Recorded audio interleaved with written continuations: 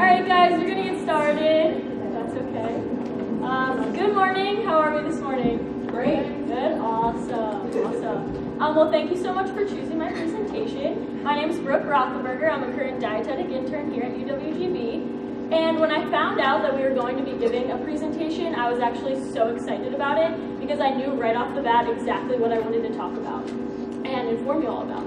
So, little background about me. I'm actually from Pennsylvania. I went to Penn State University, majored in nutritional sciences, and minored in psychological sciences. While there, I played water polo, and in high school, I was a three-sport athlete. So, big sports girl, really into nutrition, really into like the mind. Really believe that the three of them go hand in hand. So with that, I decided to choose a topic that does incorporate all three of them. So what I'm presenting today is low energy availability and the development of red S in athletes. So to start off, I want to give you a little outline because I am starting off with a topic that's not in the title of my presentation, but it is a piece of the puzzle that is required for you all to understand red S. After I talk about the female athlete triad, I will be going into the research study, methods used, results, strengths, and then I will be talking about red S, relative energy deficiency in sport, and how the female athlete triad relates to this new syndrome, but how it affects more than just women, which is the main topic or main idea I want to focus on today. So can anybody by raise of hands who has heard of the female athlete triad before? Raise them high, I want to see. Okay, all right, so about half the room. Can anybody raise their hand and tell me what they know about it? Don't read off the, I'll just change the slide, don't cheat. So what do you know about the female athlete triad? Somebody who knows? Spring. They may lose menstruation. Right. That is one piece of it, good, yeah. So it is a syndrome linking energy availability with reproductive function and both bone health in exercising women. The main problem with the triad is that it often goes undiagnosed or unnoticed in women because, for example, a lot of people think, oh, like she's really skinny, yeah, because she's an athlete. Or no, she doesn't have her menstrual cycle because if she did, that means she'd have too much fat in her body and she wouldn't be fast enough. These are like common thoughts that athletes have and coaches have even a lot of times. So yeah, a lot of times it goes undiagnosed, and it is caused by the low energy availability or disordered eating. And disordered eating behavior in athletes is about 16 to 52% of female college athletes, and that is a wide range, and that's simply because it is hard to diagnose. You don't know exactly. Girls don't want to admit certain things, they hide things, and that's just the way that they find the percentage. So this is just a little chart here to show you the female athlete triad. So obviously there's three parts. Energy deficiency is what causes the lower two parts of this triangle. So if you're deficient with your energy, it's going to cause menstrual disturbance, and that would be no menstrual period for 3 or more months. And then that could lead to a low bone mass, which really increases the risk for injuries and fractures in the athletes, which a lot of times we see. So the first study that I like to talk about is the energy availability and the female athlete triad in elite endurance athletes. So the methods for this, it was a population of 40 from the Danish and Swedish sport federations in weight-bearing endurance sports. These athletes were elite endurance athletes or club sports at a national level. These athletes ranged from 18 to 38 years of age and had to train at least 5 times a week. Measurements, questionnaires, assess their age, sport, training regimen, and self-assess menstrual function. And then athletes that were excluded were any athletes with chronic illness, long-term injuries, hormonal contraceptive use, because a lot of time contraceptive use causes you to have your menstrual cycle. So to deter from that, they made sure each athlete that came in, they were off contraceptives 6 weeks before starting the study. And then if diagnosed with anything other than oligomenorrhea. And the reason the population size is so small is because finding an athlete that hasn't had a long-term injury is very hard to find. So these two charts are from the study. It was a 2-day study, and then after the 2 days of taking a bunch of tests, they followed them for 7 days to just see their regular daily routine. So 2 days, both days the athletes came in fasted. So day 1, blood samples, a DEXA scan testing their bone density, blood pressure was measured, their meals were measured, so they had them recall what they ate for the past 7 days before, and then they saw a gynecologist who assessed their ovarian follicles. Then day 2, again fasted, blood samples for their sex hormones, so estrogen, the luteal hormone, progesterone types of hormones, and then they had a meal, and then they actually had a whole interview process for eating disorders. So the EDE interview is eating disorder intervention type thing. I forget exactly what the E was. But yeah, basically what they did for 2 hours was they interviewed them and saw, kind of tested them to see if they had any eating disorders.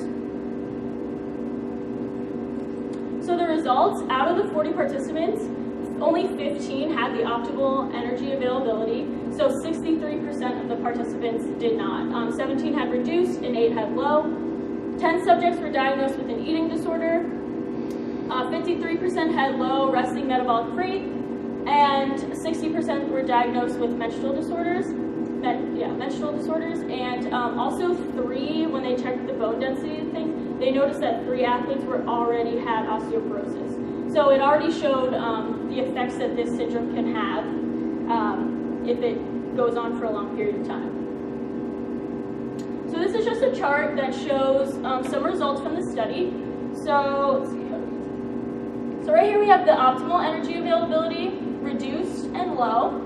So energy availability, primarily they wanted 51 kilocalories per kilogram. Reduced had about 38, and low was at 19. So these were significantly low numbers to see. And as a result, it affects their resting metabolic rate. So optimal is about 30, and then they reduced and low had about 28 kilocalories per kilogram.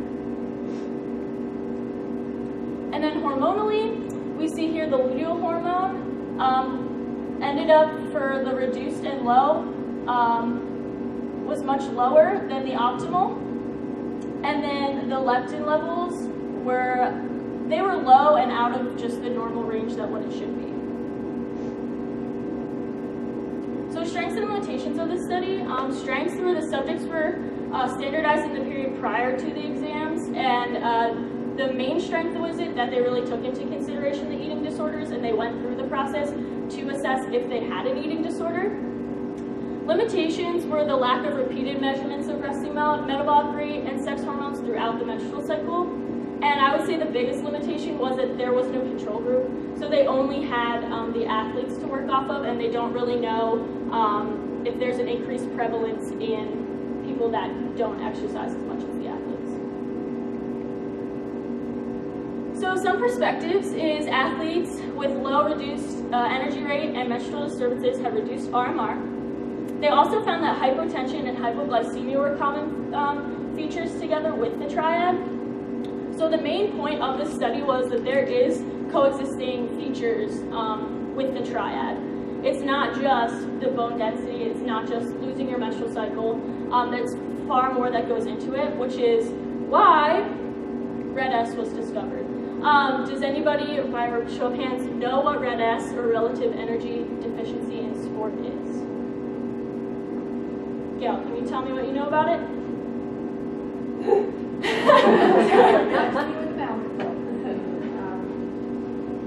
It's actually very, very common in female athletes. They, again, all the eating disorder stuff.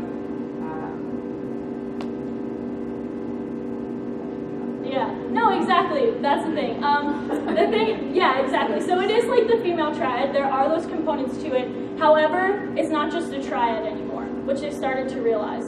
So in 2014, the International Olympic Committee, or the IOC, noticed that, wow, like there's so much more going on in the body than just those 3 things.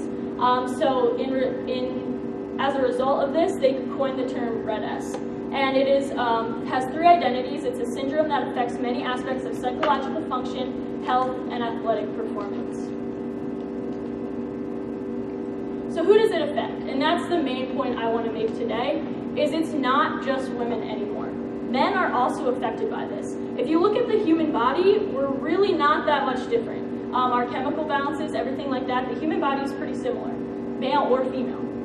So male or females with a clinical eating disorder, male or females that overexercise or have disordered eating, and males or females who participate in sports which leanness are important due to their role. So for example, we used to think that men didn't have eating disorders as much as women do, but we're finding more and more now that men do suffer from eating disorders, and it is very prevalent in sport. 50% of men who are cyclists, they account for eating disorders. I think it's 28% for gravitational sports such as long distance running or ski jumping, and 18% of wrestlers. So it is pretty prevalent in males as well, it's not just females. So what can it look like?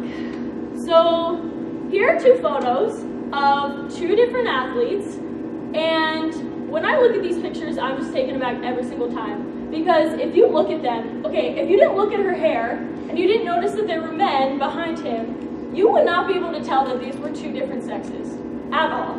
If you look at both of their acromion processes, they're popping out right here. His clavicle you can clearly see over here, and their hands as well. It's a little hard to see in this picture, but their hands were very skinny, very brittle. So I actually got to meet both of these wonderful humans. This summer I interned at Bucknell University, which is a smaller university. It's D1 for athletics, but a smaller university in Pennsylvania. I interned under the sports dietitian there, and both of these athletes came in with issues, and for now we'll just call them Jack and Jill for confidentiality reasons, but I'm going to be referencing them throughout the presentation, so just remember them when the time comes. So hormone levels change. So for females, lowered progesterone levels occur, and luteal hormones also decrease, which we went over, we saw in the last study. The luteal hormone actually is responsible for your menstrual cycle, so if that's low, your menstrual cycle will not occur. And then in males, they also have luteal hormones, and if those are actually responsible for the production of testosterone, so if males don't have the luteal hormone, their testosterone levels are low.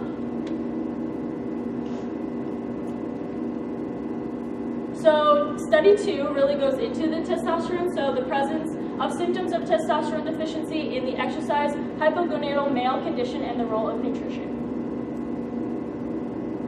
This was a cross-sectional study. 9 men who ran an average of 81 plus or minus 14 kilomiles per week. This is kilometers per week. This is basically if you're an ultra marathon runner, so a lot of miles, like hundreds of miles a week. For the past 12 months, and they were compared to 8 men who had not been participating in any running for 12 months.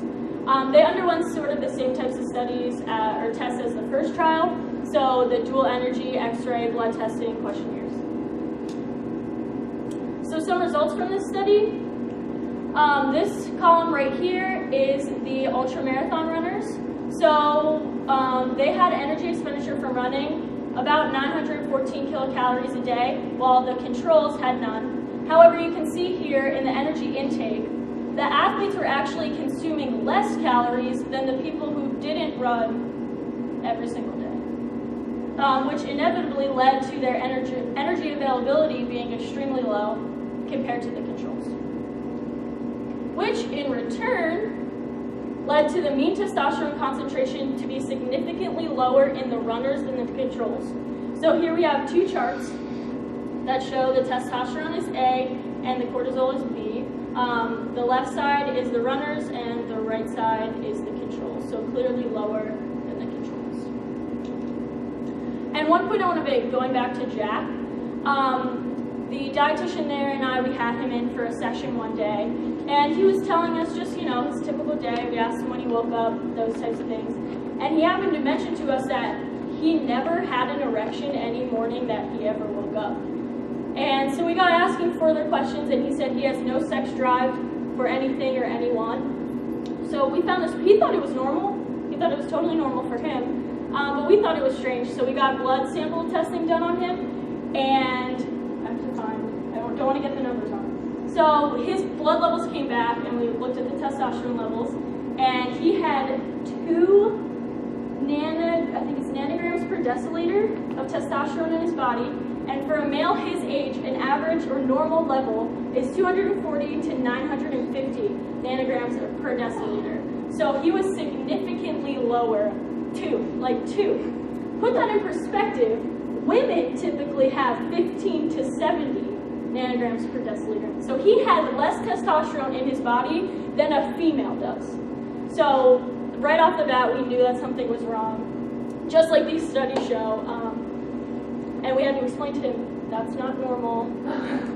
You need to eat.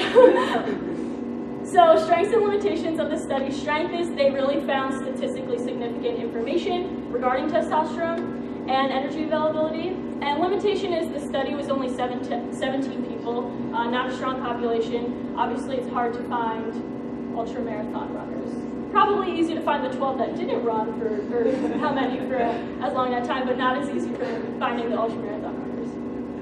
So study 3, low energy availability assessed by a sports-specific questionnaire and clinical interview, indicative of bone health, endocrine profile, and cycling performance in competitive male cyclists. So this study was 50 competitive male road cyclists. They were assessed by a sports-specific questionnaire and clinical review, which established their energy availability. And then they also had the DEXA body composition scans and blood tests. So basically, out of all 3 studies, they had the same test done to them.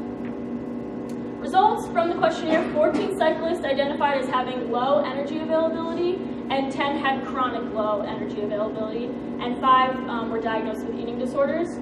Compared with the cyclists maintaining adequate energy availability, those with low energy availability had lower levels of testosterone, again, as seen as the last study.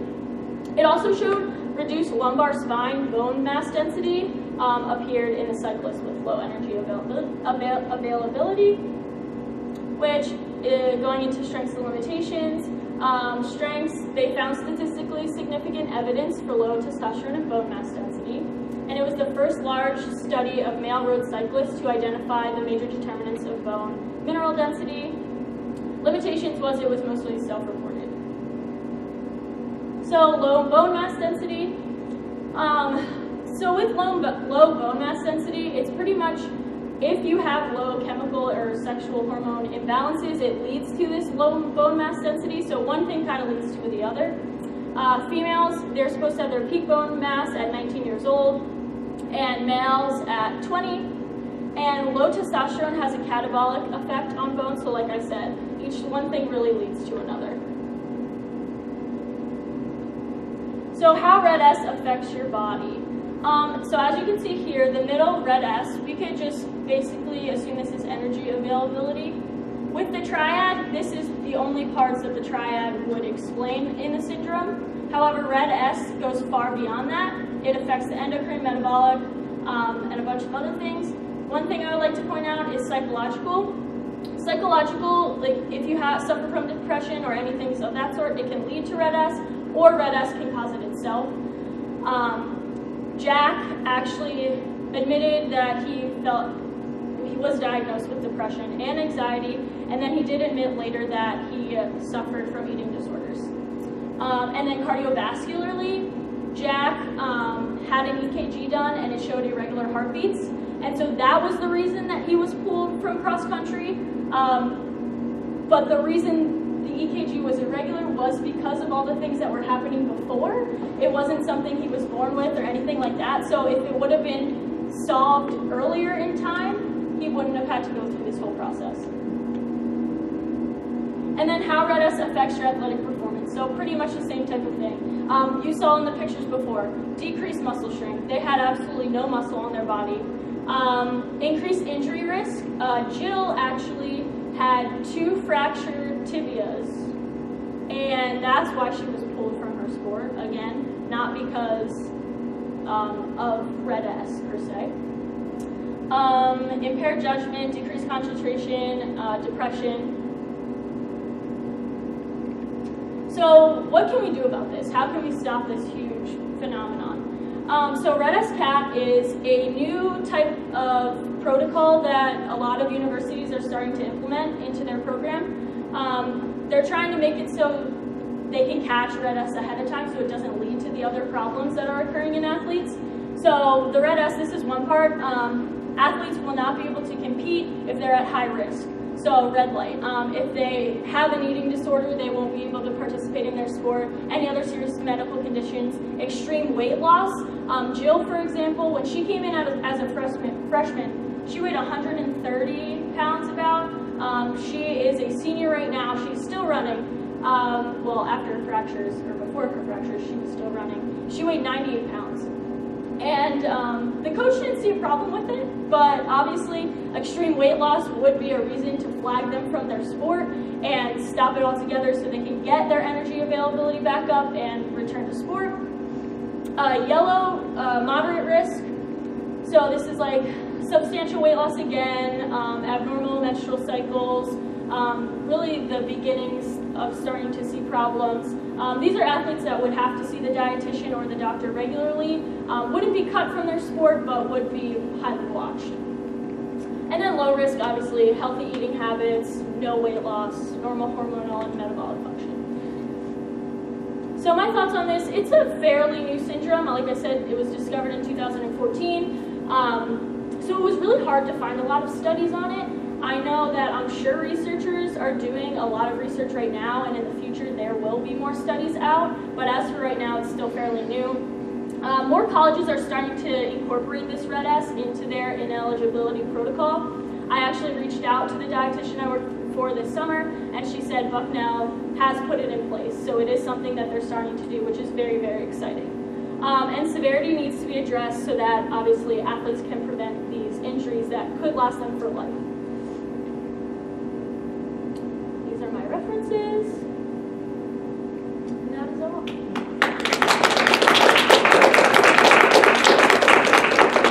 Any questions? Yes? So you mentioned what kind of laboratory data they're looking at for? Like the blood